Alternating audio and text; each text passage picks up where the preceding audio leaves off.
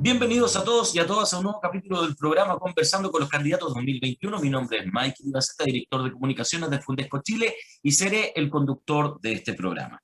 Muchas gracias a todos y a todas por aceptar nuestra invitación a conversar sobre participación ciudadana y organizaciones sociales y comunitarias. También mencionar que nos acompañan de Fundesco Chile Rosa Ester Díaz, directora de operaciones, Juan Enrique Blumel, director ejecutivo, y Rubén Solano, presidente y director de proyectos, quienes realizarán las preguntas que han sido recogidas de los dirigentes de organizaciones sociales y comunitarias. Y para esta quinta semana, como ya saben, están confirmados los candidatos a concejales, alcaldes, constituyentes y gobernadores que dijeron a Fundesco Chile: yo estoy listo para responder a sus preguntas. La verdad estamos muy contentos por este resultado, porque ha resultado un éxito esta convocatoria. Ya no hay cupo disponible para ningún capítulo de programa, el cual se ha extendido hasta el 8 de abril. Hemos invitado por diferentes medios a todos los candidatos, sin excepción, sin distinción de militancia política o movimiento social, y los cupos se han ido llenando por orden de confirmación. Recordemos que son más de 15.000 los candidatos aprobados por el CERVEL para postular a los 4 diferentes cargos de elección popular, ya sea concejales, alcaldes, constituyentes y gobernadores. Por ello, son muy pocos los candidatos que pueden llegar a este espacio, que además está limitado por el poco tiempo que dura la campaña. De hecho, no será posible entrevistar a más de 50 candidatos, y en el caso de los alcaldes y los gobernadores, solo se invitan a 2 por sesión, teniendo presente que son un número más reducido de candidatos en comparación a los constituyentes y concejales. Además, creemos que tienen mucho más que decir, porque tienen la responsabilidad de hacer realidad sus propios planes y los del gobierno nacional. Muy bien, amigos, amigas, ya tenemos a nuestro invitado de hoy. Se trata del candidato a la gobernación de la Araucanía, don Eugenio Tuma, a quien le pedimos que se presente personalmente. Por favor, don Eugenio, active su micrófono y lo escuchamos atentamente. Gracias, Michael. Espero que esté activado el micrófono. Sí, sí, se escucha perfecto. Muchas gracias. Mi nombre es Eugenio Tuma. Fui diputado, fui senador, fui autor de numerosas leyes en el Congreso, entre ellas la ley DICOM, la ley de saneamiento de loteos irregulares, la ley del mono, para permitir que las viviendas pudiesen regularizar sus ampliaciones y así poder también postular el subsidio de mejoramiento térmico, puesto que ese era un requisito esencial de la ley y de la dirección de obras. Luego soy autor de la ley de rebaja de tasa máxima de interés, soy autor de la ley de responsabilidad del banco respecto a los fraudes y no del tarjetaviente, soy autor de la ley de pronto pago que se publicó hace poco, no obstante que haberse presentado el proyecto en 2016, pero estuve 4 veces elegido y reelegido como diputado y una vez me eligieron como senador, con las más altas votaciones. Y por tanto, alguien me dice, bueno, pero ¿por qué se fue? Me fui porque es mucho tiempo, porque yo andaba kilómetros y kilómetros conduciendo yo, nunca me quedé a alojar en Valparaíso, siempre en Santiago, era el primero que entraba al Congreso y el último que me iba. Yo mi pega de legislador la hice y también la pega territorial, yo hacía mucho territorio.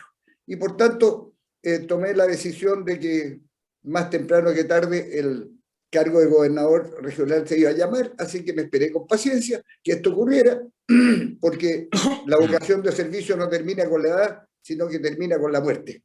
De tal modo que mi padre me enseñó de la mano con él a conocer la región, conocer la pobreza, conocer las necesidades y requerimientos de una Araucanía que desde años ya estaba iniciando un fuerte conflicto, primero con la reforma agraria, después con los maltratos y la usurpación que ha habido en la Araucanía de tierra, pero también decir que aquí hay mucha gente que quiere lograr la paz. Esta es una región que tiene un crisol de componentes de distinto origen y por tanto es una región multicultural y hay que reconocer los derechos que han tenido los migrantes y hay que reconocer también los derechos que tenían los habitantes que estaban aquí antes que se formara el Estado de Chile.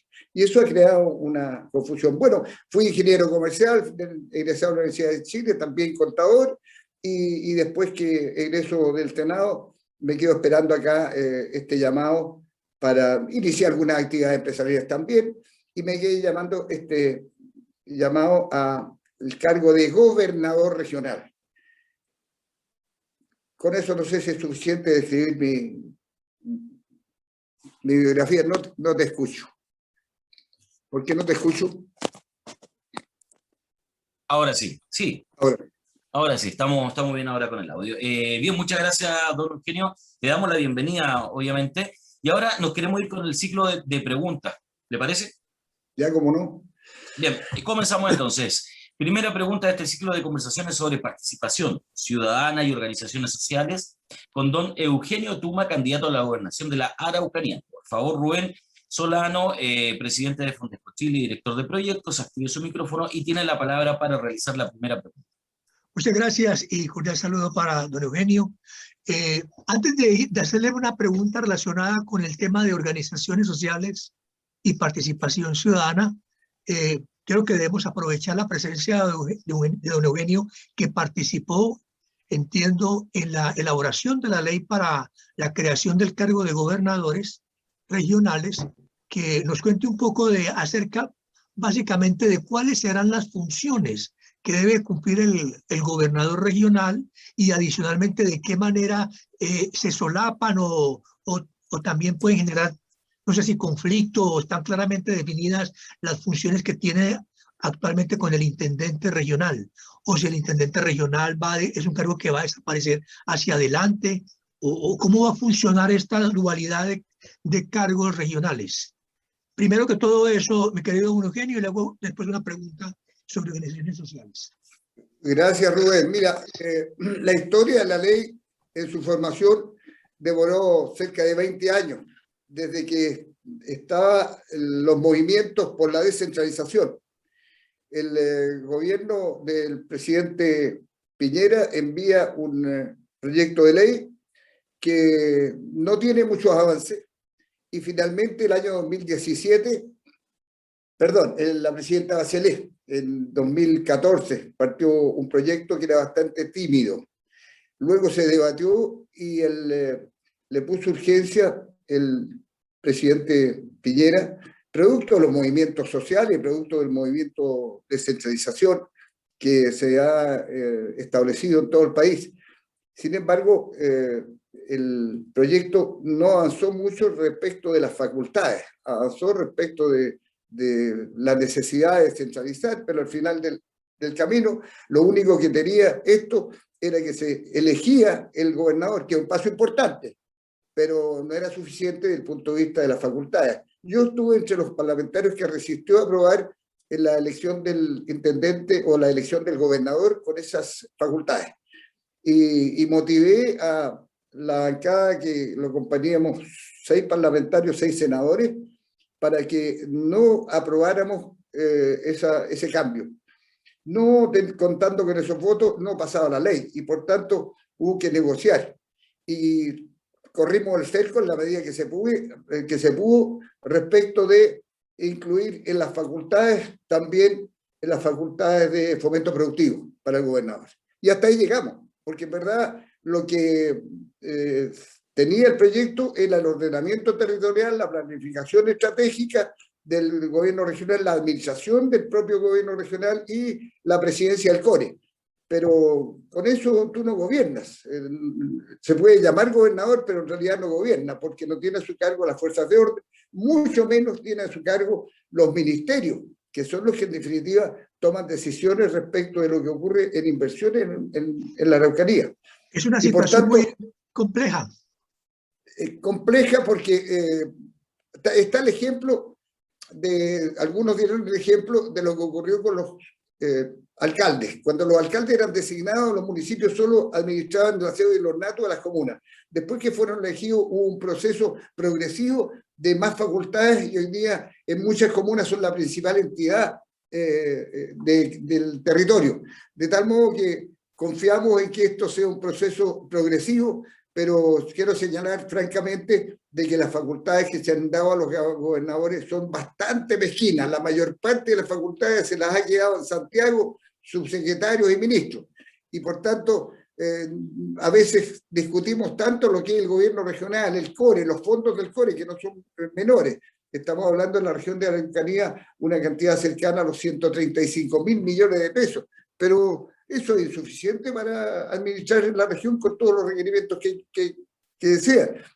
Estamos entreteniéndonos todo el año con las organizaciones sociales, con los alcaldes, con los consejos, con el CORE, con el intendente, y sin embargo ese porcentaje es el equivale al 10% del total de lo que se invierte en la Araucanía. El 90% de lo que se invierte en la Araucanía lo decide Santiago. Y esa es nuestra preocupación, mi querido Eugenio, y por eso le vamos a hacer una pregunta justamente que apunta a esa preocupación que tenemos en las organizaciones sociales. Porque en principio esto se requiere de un trabajo colaborativo entre organizaciones sociales y entidades del Estado para poder solucionar los problemas sociales. Y aquí viene una situación que plantean los dirigentes en el sentido de que la principal debilidad de las organizaciones sociales y comunitarias de nuestro país radica justamente en esa falta de recursos y de apoyo técnico, en donde adicionalmente también existe una falta de profesionalismo y de mejores competencias de los dirigentes para poder enfrentar desafíos. Y obviamente para superar todas esas debilidades se necesita de una labor, como lo decíamos, coordinada entre las autoridades, el mundo académico, inclusive el mundo empresarial. Y por supuesto la propia sociedad. Sin embargo, la principal dificultad para que esta alianza colaborativa sea realidad es el celo y hermetismo que guardan hoy por hoy muchos alcaldes en la labor que pueden realizar las instituciones que no estén bajo su control. Hasta la entrega de información, don Eugenio, de datos, de contacto para organizaciones sociales y comunitarias existentes en la comuna, eso es top secret.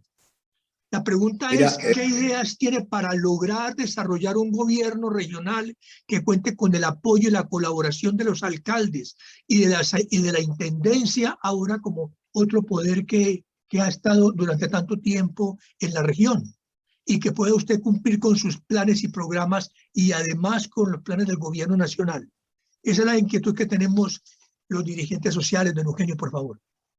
Sí, Rubén, ahí tenemos una dificultad, y las dificultades son las facultades que todavía las tiene Santiago, y las va a seguir teniendo Santiago hasta que no se lleve a cabo un proceso de traslado de aquellas competencias que son indispensables y son necesarias. Y si no, vamos a esperar la nueva Constitución, que yo estoy seguro que la nueva Constitución va a contener un cambio sustantivo. Si hay algo notable de la nueva Constitución es que va a haber una distribución del poder en los territorios. Lo que decía yo es que como el 90% de los programas e inversiones se deciden en Santiago, cuando usted le pica el cuerpo, usted se rasca donde le pica. Bueno, aquí nos están mandando inversiones que no necesariamente son decididas por las organizaciones sociales o son prioritarias para la región de la Araucanía. Aquí no hay participación de las organizaciones sociales en cómo se deciden esos programas a nivel nacional. El director nacional de INDAP dicta un decreto respecto de cómo se regulan desde Arica a Punta Arenas el PDI, el Plan de Desarrollo Territorial Indígena. Pero si las regiones son distintas, las comunes son distintas, los territorios son distintos, no puede pensarse en un molde, en una matriz, aplicarla a todas las regiones, a todos los territorios. Y la clave entonces es que las políticas públicas, mire, la gente está enojada con la política porque no resolvemos oportunamente sus demandas. Una familia que postula a la vivienda con un niño de 5 años termina recibiendo la vivienda, si es que lo hace, con el niño ya haciendo el servicio militar o fuera de la casa. Eso no es inmediatez. Hay 10.000 familias sin agua potable. ¿Usted puede creer que no tenga prioridad el agua potable? Tiene que tener una prioridad. En este momento, en los últimos años, se ha dado una solución que parecía transitoria, pero que se está dando permanente, que sean los camiones de aljibe los que abastezcan el derecho a tener agua a las personas y tienen que estar mirando hacia el camino si es que efectivamente ese día se van a duchar, se van a lavar o van a poder cocinar. Entonces, aquí tenemos una lucha entre el centralismo y los derechos que tienen las regiones de la Araucanía. Yo lo que digo es que no vamos a reconciliar la política con los ciudadanos si las políticas no se hacen en los territorios. Y por tanto los decretos, reglamentos, regulaciones, hay que hacerlo en los territorios con la gente de carne y hueso, en las poblaciones, en las villas, en los campos, en las comunidades indígenas, en las organizaciones sociales. No hay otra manera de reconciliar la política con la ciudadanía si no lo hacemos de ese modo, atendiendo y mirando con lupa qué es lo que ocurre en cada territorio. En algunos territorios a lo mejor la primera prioridad va a ser la conectividad, y claro, la conectividad después de la pandemia nos hemos dado cuenta que nada funciona sin conectividad.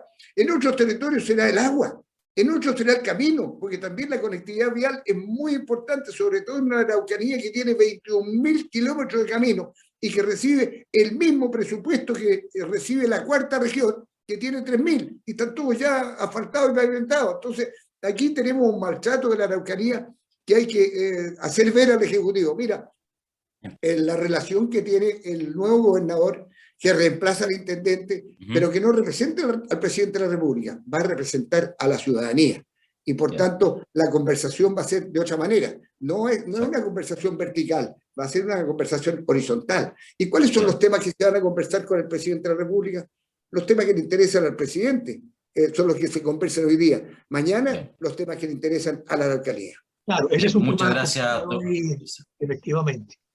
Exacto. Muchas gracias, don Eugenio. Bien, vamos a ir ahora con la segunda pregunta y queremos darle en esta oportunidad la palabra a Juan Enrique Blumel, que es nuestro director ejecutivo de Fundesco Chile. Por favor, Juan Enrique, active su micrófono para la segunda pregunta.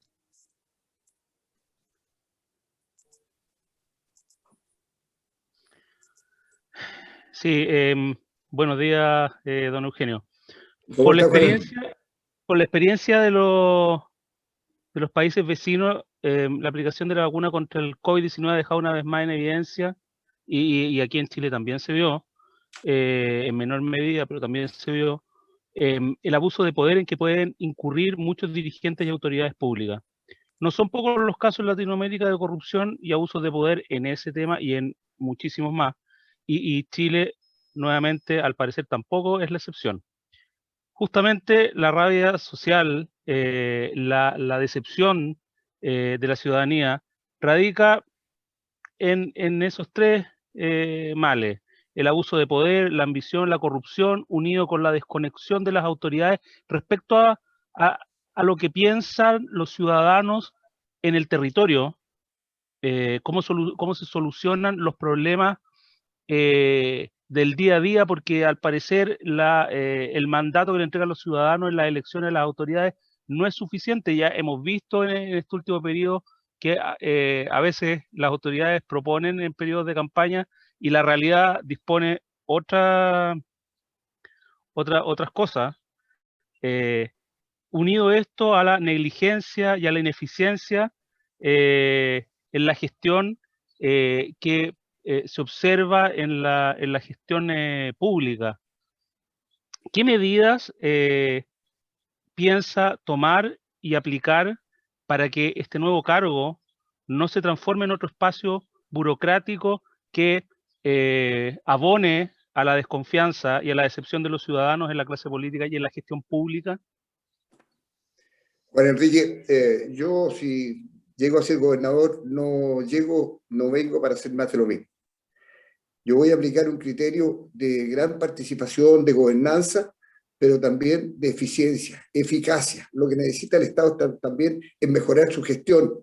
Pero repito, esto solo se hace con los territorios, solo se hace con la gente. La gente, los ciudadanos son los primeros en detectar las irregularidades, los actos de corrupción o la falta de transparencia. Esto con mucha transparencia hacia las organizaciones sociales se puede ir debatiendo una gran gobernanza, se puede ir ejecutando una gran gobernanza. Lo importante es estar haciendo las cosas en los territorios. El gran paso que nosotros podemos hacer con los ciudadanos es trabajar con ellos. La descoordinación que hay entre las autoridades y la ciudadanía no se resuelve desde lejos. Tampoco ni siquiera desde Temuco, tampoco ni siquiera desde las capitales de las comunas. se resuelve en los territorios, y eso es un tema, pero centralísimo. Si no cambiamos el modo de hacer política, no hay forma de recuperarnos ni tampoco de gestionar de buena manera las demandas de los ciudadanos y los recursos públicos. Entonces aquí tenemos un nuevo modo de hacer política, o quizás un antiguo modo de hacer política, al menos yo eso lo hice cuando fui parlamentario. No en vano me elegían y me reelegían con primeras mayorías porque hacía mi pega en los territorios. Es muy importante, esa elección es muy importante. Muchos se extrañan de que yo pueda estar postulando un cargo con el desprestigio que hay de la política y siendo política de lo antiguo, y sin embargo tengo bien cotizado las oportunidades o las posibilidades de ser elegido. Pero entonces, ¿por qué?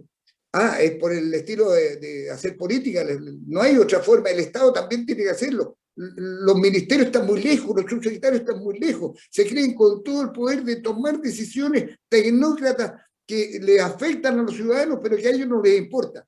Entonces, la política no puede hacerse desde arriba hacia abajo, tiene que hacerse desde abajo hacia arriba y escuchar a la gente. Pero si estamos en un país democrático, ¿para qué la gente elige autoridades si no es que para que las autoridades hagan políticas públicas para atender sus demandas? No podemos seguir en una verticalidad de decisión política desde arriba hacia abajo. Si la gente está enojada por eso, ¿por qué no resolvemos sus problemas? ¿Usted cree que si hubiésemos resuelto oportunamente el sistema previsional y le hubiésemos dado una prioridad, o hubiésemos atendido de mejor manera la situación de listas de espera en materia de salud, o hubiésemos focalizado muchas acciones en el término de establecer una atención más focalizada en los pobres, en los más pobres, la pobreza dura, que no se resuelve solo con una acción, es múltiple las acciones que hay que realizar. Pero yo le aseguro que si el país estuviese organizado de tal modo de poder atender las demandas ciudadanas, otro gallo cantaría respecto de la relación que tiene o la percepción que tiene la ciudadanía de la opinión pública. Mire, la estructura que tenemos de país es la estructura que nos dio Portales. Este es un país que tiene una estructura estatal para atender las demandas del siglo XIX, no las demandas del siglo XXI.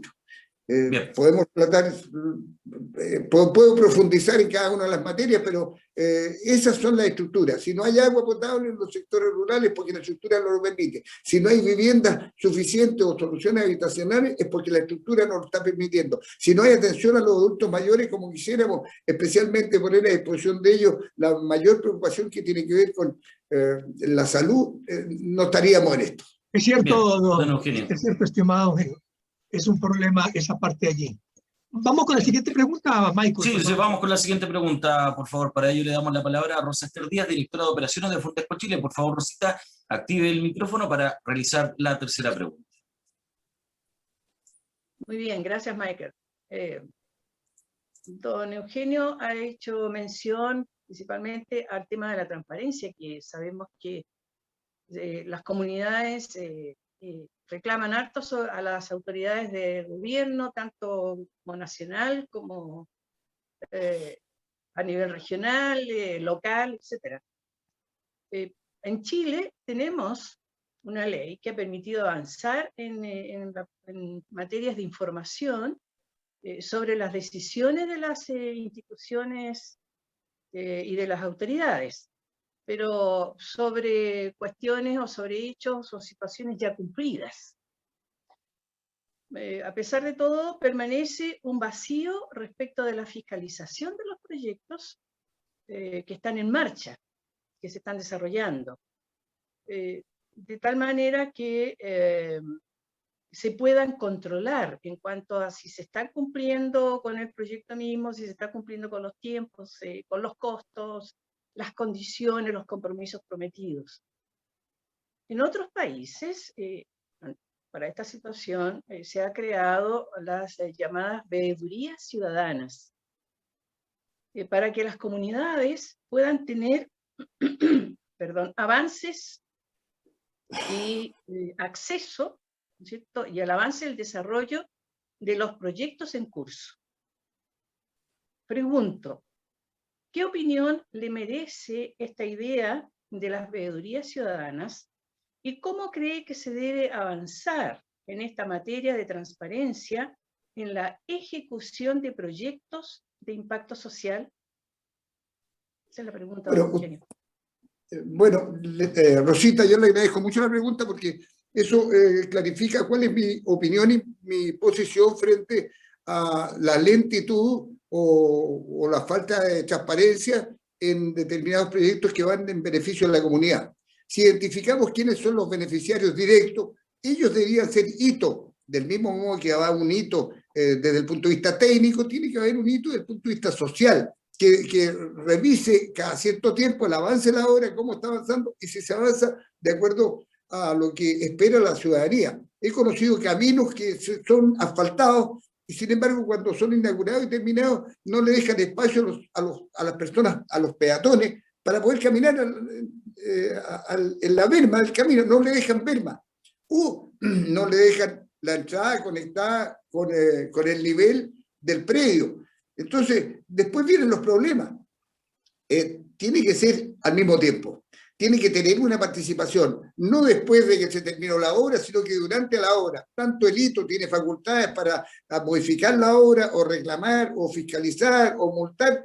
También lo deben tener las organizaciones sociales cuando tienen obras que directamente les afectan. Y por eso que la participación en los territorios no solamente tiene que ver con que vengan a votar cada 4 años. No, la participación de los territorios tiene que ser primero en la idea de construir algo. Tiene que participar desde la base y luego se hace el anteproyecto también con la participación de los ciudadanos. Se llama licitación también conociendo a los ciudadanos cuáles son las características de la licitación. Se van a cuidar mucho las autoridades que creen que ellas toman decisiones porque tienen la facultad legal de fijar los criterios. No, los criterios hay que objetivizarlos y los criterios vigilados por la comunidad, yo le aseguro que van a tener un mucho mejor y mayor rendimiento. Y también lo relativo a los costos. Hay puentes que se comienzan, como el puente que se construyó aquí en el Chenché, que se está inaugurando ahora en Temuco, que comencé con 20.000 millones y son 120.000 millones los que terminan costando la obra. Además de demorar 7 años en construir un proyecto. Entonces, ahí lo que falta es participación ciudadana y sin duda lo que usted señala es un tema muy, muy importante para ser transparente en cómo se gasta la plata, cómo se invierte y cómo participan las organizaciones sociales. Bien, don Eugenio, a propósito de participación. Claro, tendremos en algún momento una oportunidad para poder extender y profundizar mucho más en ese tema que es bastante importante. Bueno, vamos a seguir avanzando en honor al tiempo y queremos avanzar a la 4ª pregunta y para eso le vamos a dar la palabra a Rubén Solano, nuevamente, presidente de Fundes Chile. Por favor, Rubén, active su micrófono para la siguiente pregunta. Realmente hay mucho que hablar, don Eugenio, y con el conocimiento y experiencia que usted tiene, de verdad que deberíamos de hacer más conversatorios porque tenemos mucho que aprender allí de su experiencia. Pero hay inquietudes muy puntuales, preocupaciones muy específicas que tienen los dirigentes de las entidades sociales con los que permanentemente están en contacto con las comunidades. Y esta es otra de ellas. Por ejemplo, ¿qué idea se compromete a impulsar para que las autoridades de gobierno fijen un plazo máximo, razonable, para dar respuesta formal a las solicitudes o demandas de los ciudadanos? En otros países, conocerá don Eugenio, existe la figura de silencio administrativo positivo, que consiste en que vencido un determinado plazo, sin que el ciudadano o la comunidad haya recibido respuesta a su solicitud, se entiende que esta fue aprobada y lo único que queda a la autoridad es proceder a su solución en los términos que planteados por el solicitante. ¿Qué opinión le merece esta figura y cómo se puede avanzar en el sector público de nuestro país en el respeto y la atención oportuna de las demandas de los ciudadanos? Esa es la pregunta, Michael. Bueno, yo quiero decirle que ningún gobierno va a estar dispuesto o ha estado dispuesto, al menos en lo que yo conozco, a quitarse sus facultades de regular los tiempos y regular el silencio administrativo. Todos los proyectos que yo he conocido son con un silencio administrativo negativo, en el que la solicitud que se hace, luego de transcurrido un tiempo, resulta rechazada. Y sin explicación. Ve usted lo que está ocurriendo hoy día con los gobiernos regionales, con el proyecto de ley de gobiernos regionales, cómo salió aprobado. Que si los gobiernos regionales requieren solicitar una nueva facultad, está arreglado el procedimiento. Pero ¿cómo está arreglado? En que lo solicitan los gobiernos regionales. Hay un procedimiento que se solicita al Poder Central. Y no tiene plazo. Y luego, de no tener plazo, no, son 180 días. Son 6 meses. Imagínate que el gobernador, que dura 4 años, tiene que esperar 6 meses para que el ministerio respectivo dé su aprobación a transferir alguna competencia. Y en caso que pase el plazo, se entenderá que es negativo. Es decir, ni siquiera lo obligan a leer lo que pidió el gobierno regional, ni siquiera lo obligan a enterarse de qué es lo que estamos pidiendo. Entonces, lo mismo ocurre con el Estado y con las distintas reparticiones públicas, que tienen todos en su favor el no dar respuesta. Y por tanto, eso también hay que cambiarlo. Cuando yo digo que el país está organizado, el Estado está organizado para el siglo XIX, es así. Portales definió que centralmente el Estado debería tener ese diseño y por tanto en Santiago, en las 4 manzanas de Santiago, deciden qué es lo que se hace y qué es lo que no se hace y nunca ha habido participación. Se puede decir que van a consultar a los ciudadanos, pero no tienen ninguna obligación y nunca lo hacen. Y por tanto hay que legislar, pero eso no lo van a hacer, solo se hace con iniciativa del propio Ejecutivo. Y si el propio Ejecutivo va a ver cercenada sus facultades, nunca lo van a hacer como nunca lo han hecho. Y por tanto, aquí la única facultad que tenemos ahora, los gobernadores regionales, que vamos a tener la representación y por tanto no va a tener la conversación el presidente con el gobernador como lo hace con el intendente hacia abajo, sino que va a demostrar el gobernador que tiene un respaldo ciudadano, porque para ello se estableció un 40% de electores y si no va a haber segunda vuelta, de tal manera que tenga una legitimidad de representación. Esa legitimidad de representación le da fuerza al gobernador para ir avanzando progresivamente en nuevas facultades, entre ellas lo del silencio administrativo, que es inaceptable. Hay un oficio que hemos hecho los gobernadores, los candidatos de un sector político, que hemos hecho en ese sentido al gobierno nacional, objeto de que antes que asuman los nuevos gobernadores se haga una ley de establecer efectivamente que tiene un plazo y que el silencio tiene que ser, si no responde, es positiva la solicitud. Bien, muchas gracias, don Eugenio. Ahora, bueno, Rubén, ¿le parece si vamos con una quinta pregunta, ya que estamos con el tiempo bastante bien? Estamos súper bien con el tiempo. Bueno, excelente. Ha sido muy Vamos entonces con una quinta pregunta. Don Eugenio, el uso de la violencia pareciera que se está transformando en la estrategia de algunos grupos radicalizados para presionar las instituciones del Estado y obtener lo que desean. Lo que parece más preocupante es que este comportamiento también parece avalado por algunos dirigentes políticos que guardan silencio o hacen la vista gorda.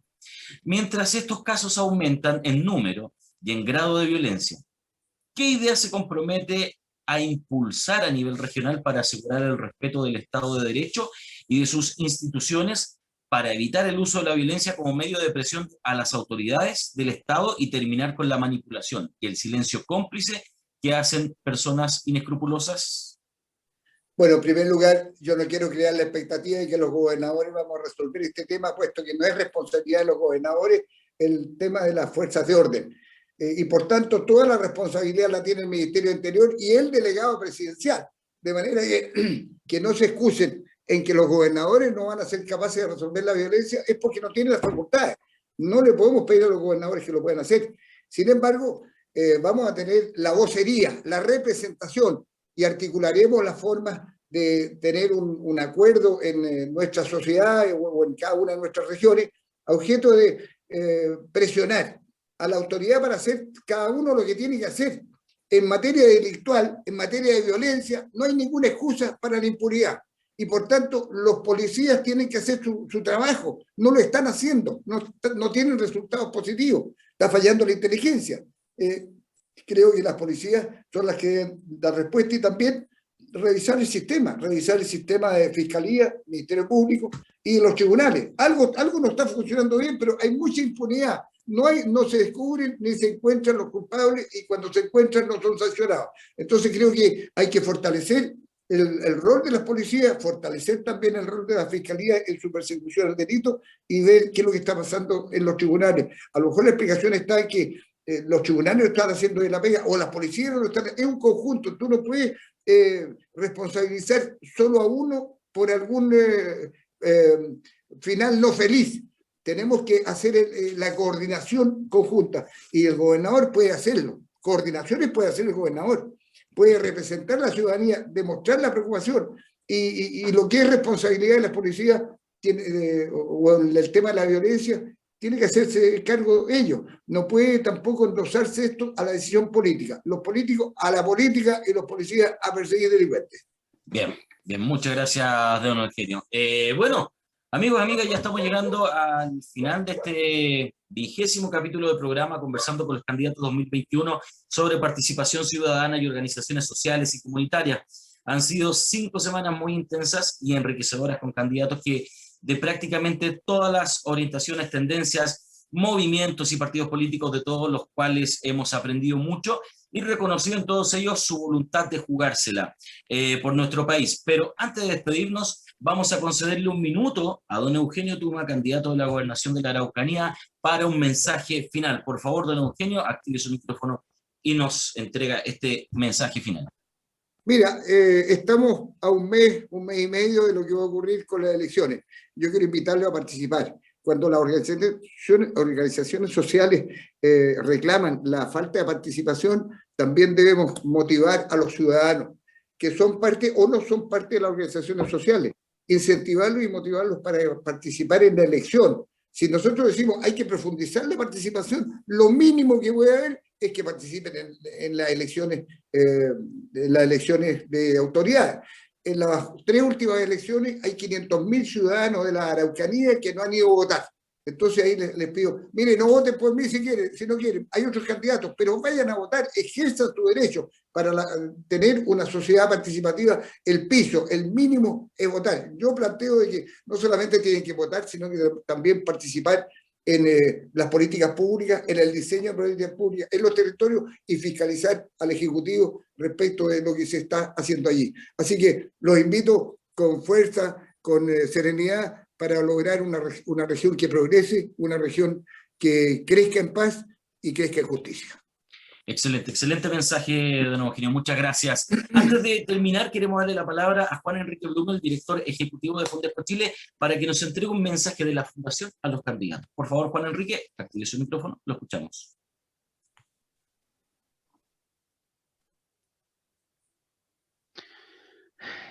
Sí. Los chilenos tenemos que sentirnos orgullosos de ser testigos de la primera elección de gobernadores que se da en nuestro país. Es fruto de el anhelo y el esfuerzo de muchos, más allá de los partidos políticos, más allá del Congreso. En regiones hay gente que hace mucho tiempo que está esperando esto. Y muchos creemos que es un paso muy importante en materia de descentralización, y seguro va a contribuir a la reducción de las desigualdades territoriales que se observan no solo entre Santiago y las regiones, sino también entre las capitales regionales y los territorios. Por supuesto, falta mucho, ya lo hemos conversado aquí, pero es un primer paso súper importante. Este acontecimiento, junto con la elección de constituyentes, va a marcar un hito muy importante en nuestra historia. Con la elección de gobernadores se va a empezar a ordenar mucho más el poder ejecutivo y legislativo en relación también con las necesidades y las aspiraciones de la ciudadanía respecto al poder ejecutivo y legislativo. Al tener una dupla necesaria a nivel nacional, regional y comunal de pesos y contrapesos que tanto necesita la democracia para avanzar y para seguir consolidándose. En efecto, Ahora tenemos un presidente de la República, un Congreso Nacional, un gobernador regional y un consejo regional y un alcalde y un consejo municipal.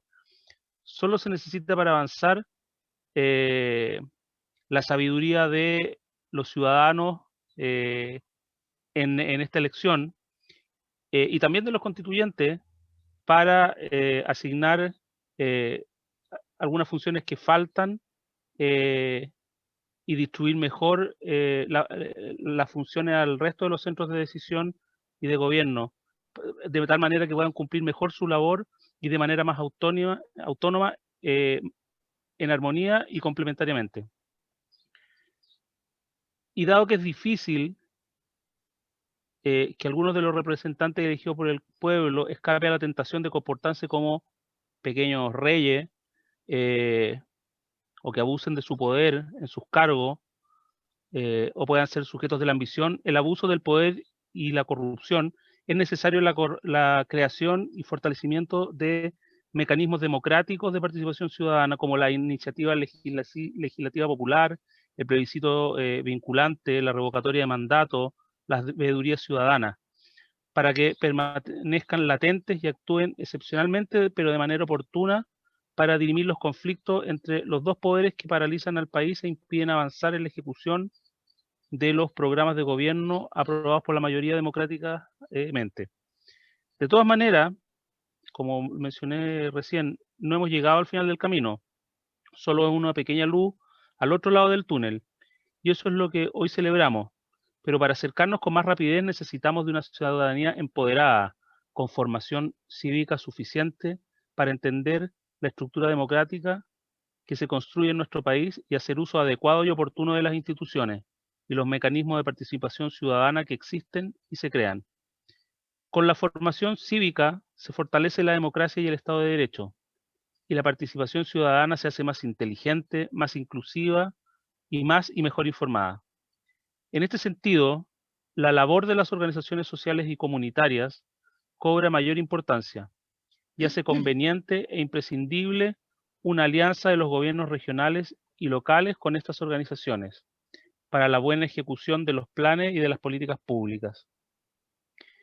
En Fundesco Chile tenemos claro que los adultos de hoy probablemente no recogeremos los frutos de este proceso ni de la formación ciudadana que iniciamos, y tal vez tampoco alcancen nuestros hijos a recoger los frutos maduros. Pero si comenzamos ahora, será el más grande y hermoso regalo que dejaremos a nuestros nietos y a las futuras generaciones.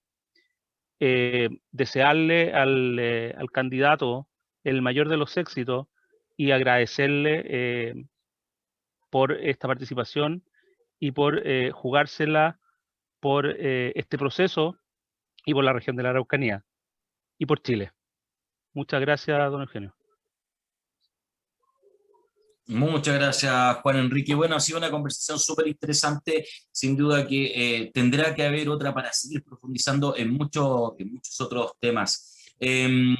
Son muchas las preguntas que también quedan en el tintero y otras que continúan haciendo los participantes y quienes ven este conversatorio en nuestro canal de YouTube. La buena noticia, don Eugenio, es que todas las preguntas que hayan posterior a este video, Fundesco las va a recoger, se las va a enviar y esperamos que usted pueda tener un tiempo para nosotros y la pueda responder para poder subirla a nuestras redes sociales, ya sea por escrito, por audio, por video, como usted le acomode más. Bien, así que también los queremos invitar a todos a que este conversatorio lo pueda seguir viendo, lo pueda compartir, se lo pueda mostrar al resto de sus amigos y conocidos en YouTube como Fundesco Chile. Así, súper simple, nos busca en YouTube como Fundesco Chile, nos va a encontrar y está listado todos los conversatorios que hemos tenido hasta el día de hoy. Los invitamos a seguirnos también en nuestras redes sociales, en Facebook, en Instagram como Fundesco Chile, y si quiere conocer más de la Fundación, comuníquese o visite www.fundescochile.org. Queremos darle las gracias a don Eugenio Tuma por haber aceptado esta invitación, por haber estado con nosotros,